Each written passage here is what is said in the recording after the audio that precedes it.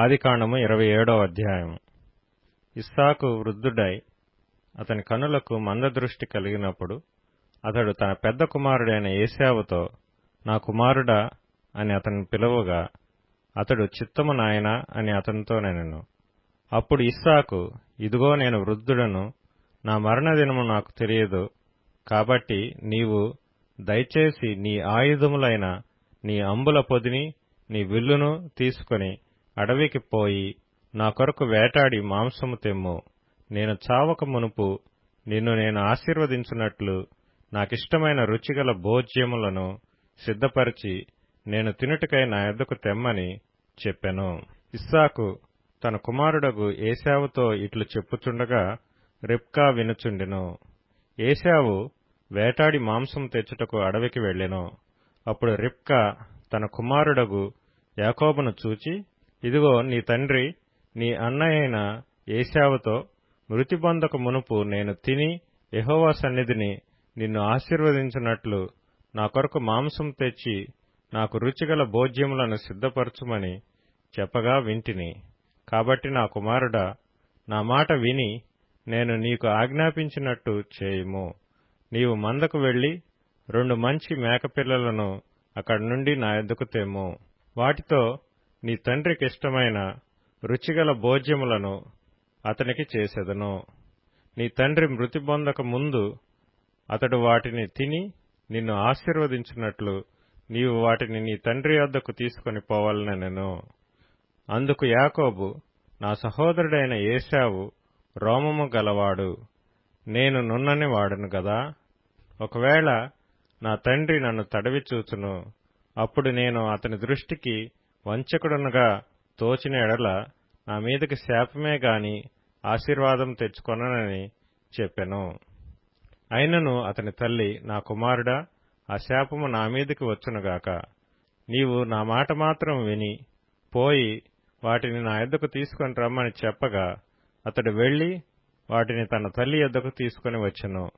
అతని తల్లి అతని తండ్రికిష్టమైన రుచిగల భోజ్యములను సిద్ధపరచెను. మరియు తన జ్యేష్ఠ కుమారుడగు ఏశావునకు సొగసైన వస్త్రములు ఇంట తన యొద్ద నుండెను గనుక రిబ్కా వాటిని తీసి తన చిన్న కుమారుడగు యాకోబునకు తొడిగించి ఆ మేకపిల్లల చర్మములతో అతని చేతులను అతని మెడ మీద నునుపు భాగమును కప్పి తాను సిద్ధపరిచిన రుచిగల భోజ్యములను రొట్టెను తన కుమారుడగు యాకోబు చేతికియ్యగా అతడు తన తండ్రి యొద్దకు వచ్చి, నా తండ్రి అని పిలువగా అతడు, ఏమి నా కుమారుడా, నీవెవరువని అడిగెను. అందుకు యాకోబు, నేను ఏశావు అను నీ జ్యేష్ఠ కుమారుడును. నీవు నాతో చెప్పిన ప్రకారం చేసియున్నాను. నీవు నన్ను దీవించుటకై దయచేసి లేచి కూర్చుండి నేను వేటాడి తెచ్చిన దానిని తినుమనెను.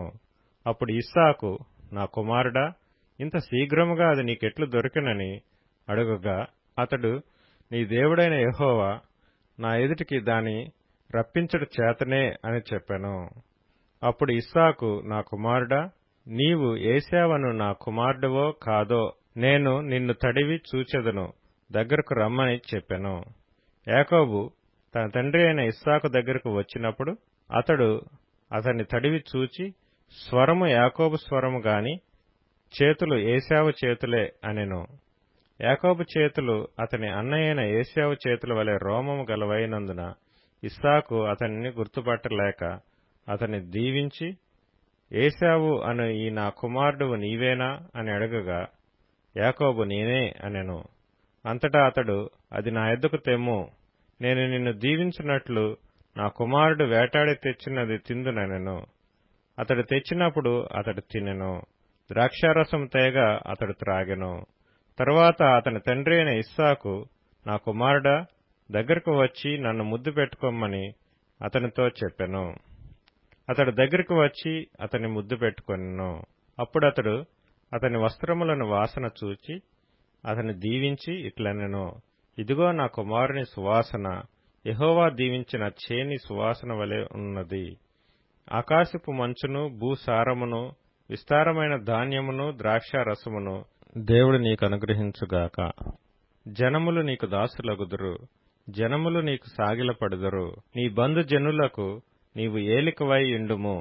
నీ తల్లి పుత్రులు నీకు సాగిలపడుదురు. నిన్ను శపించువారు శపించబడుదురు, నిన్ను దీవించువారు దీవించబడుదురుగాక. ఇస్సాకు యాకోబును దీవించుట అయిన తరువాత యాకోబు తన తండ్రి అయిన ఇస్సాకు ఎదుట నుండి బయలుదేరి వెళ్లిన తక్షణమే అతని సహోదరుడైన ఏశావు వేటాడి వచ్చెను. అతడును రుచిగల భోజ్యములను సిద్ధపరిచి తన తండ్రి యొద్దకు తెచ్చి, నా తండ్రి నన్ను దీవించున్నట్లు లేచి నీ కుమారుడు వేటాడి తెచ్చిన దాన్ని తినుమని తన తండ్రితో నెనెను. అతని తండ్రి అయిన ఇస్సాకు నీవెవరవని అతనిని అడిగినప్పుడు అతడు, నేను నీ కుమారుడును ఏశావు అను నీ జ్యేష్ఠ కుమారుడుననగా, ఇస్సాకు మిక్కుటముగా గడగడ వణుకుచు, అట్లయితే వేటాడిన భోజ్యమును నా యొద్దకు తెచ్చిన వారెవరో? నీవు రాకమునుపు నేను వాటన్నిటిలో తిని అతనిని నిజముగా దీవించితిని, అతడు దీవింపబడినవాడే అనెను. ఏశావు తన తండ్రి మాటలు విన్నప్పుడు దుఃఖాక్రాంతుడై పెద్ద కేక వేసి, ఓ నా తండ్రి, నన్నును దీవించుమని తన తండ్రితో చెప్పెను. అతడు, నీ సహోదరుడు కపటోపాయంతో వచ్చి నీకు రావలసిన దీవెన తీసుకొని పోయెను. ఏశావు యాకోబు అను పేరు అతనికి సరిగానే చెల్లినది. అతడు నన్ను ఈ 2 మార్లు మోసపుచ్చెను, నా జ్యేష్ఠత్వము తీసుకొనెను, ఇదిగో ఇప్పుడు వచ్చి నాకు రావలసిన దీవెనను తీసుకొనినని చెప్పి, నా కొరకు మరి ఏ దీవెనయూ మిగిల్చి ఉండలేదా అని అడిగెను. అందుకు ఇస్సాకు, ఇదిగో అతని నీకు ఏలికగా నియమించి అతని బంధుజనులందరినీ అతనికి దాసులుగా ఇచ్చితిని, ధాన్యమును ద్రాక్షారసమును ఇచ్చి అతన్ని పోషించితిని గనుక నా కుమారుడా, నీకేమి చేయగలనని ఏశావుతో ప్రత్యుత్తరమియ్యగా, ఏశావు, నా తండ్రి, నీ యొద్ద ఒక దీవెనయే ఉన్నదా? నా తండ్రి, నన్ను కూడా దీవించుమని తన తండ్రితో చెప్పి, ఏశావు ఎలుగెత్తి ఏడ్వగా, అతని తండ్రి అయిన ఇస్సాకు, నీ నివాసము భూసారము లేకయు పైనుండి పడు ఆకాశపు మంచు లేకయు నుండును. నీవు కత్తిచేత బ్రతుకుదువు, నీ సహోదరునికి దాసుడు వగుదువు. నీవు తిరుగులాడుచుండగా నీ మెడ మీద నుండి అతని కాడి విరిచివేయుదువు అని అతనికి ఉత్తరమిచ్చెను. తన తండ్రి యాకోబుకిచ్చిన దీవెన నిమిత్తము ఏశావు అతని మీద పగపట్టెను. మరియు ఏశావు, నా తండ్రిని గూర్చిన దుఃఖ దినములు సమీపముగానున్నవి, అప్పుడు నా తమ్ముడైన యాకోబును చంపెదననుకొనెను. రిబ్కా తన పెద్ద కుమారుడైన ఏశావు మాటలను గూర్చి వినినప్పుడు ఆమె తన చిన్న కుమారుడైన యాకోబును పిలువనంపి అతనితోనిట్లనెను, ఇదిగో నీ అన్నయైన ఏశావు నిన్ను చంపెదనని చెప్పి నిన్ను గూర్చి తన్ను తాను ఓదార్చుకొనుచున్నాడు.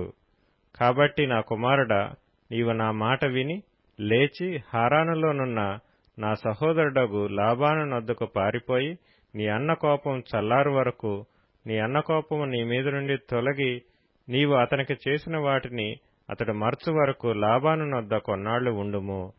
అప్పుడు నేను అక్కడ నుండి నిన్ను పిలిపించెదను. ఒక్కనాడే మీ ఇద్దరిని నేను పోగొట్టుకొనేలా అనెను. మరియు రిబ్కా ఇస్సాకుతో, హేతు కుమార్తెల వలన నా ప్రాణము విసికినది. ఈ దేశస్థురాండ్రైన హేతు కుమారులలో వీరి వంటి ఒకదానిని యాకోబు పెండ్లి చేసుకున్న ఎడల నా బ్రతుకు వలన నాకేమి ప్రయోజనమనెను. ఆదికాండము 28వ అధ్యాయము. ఇస్సాకు యాకోబును పిలిపించి, నీవు కనాను కుమార్తెలలో ఎవతనూ వివాహం చేసుకొనకూడదు. నీవు లేచి పద్దనరాములోనున్న నీ తల్లికి తండ్రి అయిన బెతూయేలు ఇంటికి వెళ్లి అక్కడ నీ తల్లి సహోదరుడగు లాబాను కుమార్తెలలో ఒకదానిని వివాహం చేసుకొనుమని అతనికి ఆజ్ఞాపించి, సర్వశక్తిగల దేవుడు నిన్ను ఆశీర్వదించి నీవు అనేక జనములగునట్లు నీకు సంతానాభివృద్ధి కలుగచేసి నిన్ను విస్తరింపచేసి నీవు పరవాసివైన దేశమును అనగా దేవుడు అబ్రహామునకిచ్చిన దేశమును నీవు స్వాస్థ్యముగా చేసుకున్నట్లు ఆయన నీకు అనగా నీకును నీతో కూడా నీ సంతానమునకును అబ్రహామునకు అనుగ్రహించిన ఆశీర్వాదమును దయచేయనుగాక అని అతని దీవించి యాకోబును పంపివేశెను. అతడు పద్దనరాములోనున్న సిరియావాడగు బెతూయేలు కుమారుడును యాకోబు ఏశావుల తల్లియగు రిబ్కా సహోదరుడనైన లాబాను నొద్దకు వెళ్లెను. ఇస్సాకు యాకోబును దీవించి పద్దనరాములో పెండ్లి చేసుకుని వచ్చుటకై అతనిని అక్కడికి పంపెనని అతని దీవించినప్పుడు, నీవు కనాను దేశపు కుమార్తెలలో ఎవరినీ పెండ్లి చేసుకునవద్దని అతనికి ఆజ్ఞాపించిననియు, యాకోబు తన తల్లిదండ్రుల మాట విని పద్దనరామునకు వెళ్లిపోయిననియు ఏశావు తెలుసుకొనినప్పుడు, ఇదిగాక కనాను కుమార్తెలు తన తండ్రి అయిన ఇస్సాకునకు ఇష్టురాండ్రు కారని ఏశావునకు తెలిసినప్పుడు, ఏశావు ఇష్మాయేలునొద్దకు వెళ్లి తనకున్న భార్యలు కాక అబ్రహాము కుమారుడైన ఇష్మాయేలు కుమార్తెయు నెబాయోతు సహోదరియు నైన మహలతును కూడా పెండ్లి చేసుకొనెను. యాకోబు బెయేర్షెబా నుండి బయలుదేరి హారాను వైపు వెళ్ళుచు ఒకచోట చేరి ప్రొద్దుగుంకినందున అక్కడ ఆ రాత్రి నిలిచిపోయి ఆ చోటి రాళ్లలో ఒకటి తీసుకొని తనకు తలగడగా చేసుకొని అక్కడ పండుకొనెను. అప్పుడతడు ఒక కల కనెను. అందులో ఒక నిచ్చెన భూమి మీద నిలుపబడి ఉండెను. దాని కొన ఆకాశమునంటెను. దానిమీద దేవుని దూతలు ఎక్కుచూ దిగుచూ నుండిరి. మరియు యెహోవా దానికి పైగా నిలిచి, నేను నీ తండ్రి అయిన అబ్రహాము దేవుడను ఇస్సాకు దేవుడైన యెహోవాను. నీవు పండుకొనియున్న ఈ భూమిని నీకును నీ సంతానమునకును ఇచ్చెదను. నీ సంతానము భూమి మీద లెక్కకు ఇసుక రేణువుల వలె నగును. నీవు పడమటి తట్టును, తూర్పు తట్టును, ఉత్తరపు తట్టును, దక్షిణపు తట్టును వ్యాపించెదవు. భూమి యొక్క వంశములన్నీయు నీ మూలముగాను నీ సంతానం మూలముగాను ఆశీర్వదింపబడును. ఇదిగో నేను నీకు తోడైయుండి నీవు వెళ్ళు ప్రతి స్థలమందు నిన్ను కాపాడుచు ఈ దేశమునకు నిన్ను మరలా రప్పించెదను. నేను నీతో చెప్పినది నెరవేర్చు వరకు నిన్ను విడవనని చెప్పగా, యాకోబు నిద్ర తెలిసి, నిశ్చయముగా యెహోవా ఈ స్థలమందున్నాడు, అది నాకు తెలియకపోయిననుకొని భయపడి, ఈ స్థలము ఎంతో భయంకరము, ఇది దేవుని మందిరమే గాని వేరొకటి కాదు, పరలోకపు గవిని ఇదే అనుకొనెను. తెల్లవారినప్పుడు యాకోబు లేచి తాను తలగడగా చేసుకొనిన రాయి తీసి దానిని స్తంభముగా నిలిపి దాని కొన మీద నూనె పోసెను. మరియు అతడు ఆ స్థలమునకు బేతేలను పేరు పెట్టెను. అయితే మొదట ఆ ఊరి పేరు లూజు. అప్పుడు యాకోబు, నేను తిరిగి నా తండ్రి ఇంటికి క్షేమంగా వచ్చునట్లు దేవుడు నాకు తోడైయుండి నేను వెళుచున్న ఈ మార్గములో నన్ను కాపాడి తినుటకు ఆహారమును ధరించుకొనుటకు వస్త్రములను నాకు దయచేసిన ఎడల యెహోవా నాకు దేవుడైయుండును. మరియు స్తంభముగా నేను నిలిపిన ఈ రాయి దేవుని మందిరమగును. మరియు నీవు నాకిచ్చు యావత్తులో 10వ వంతు నిశ్చయముగా నీకు చెల్లించెదనని మ్రొక్కుకొనెను.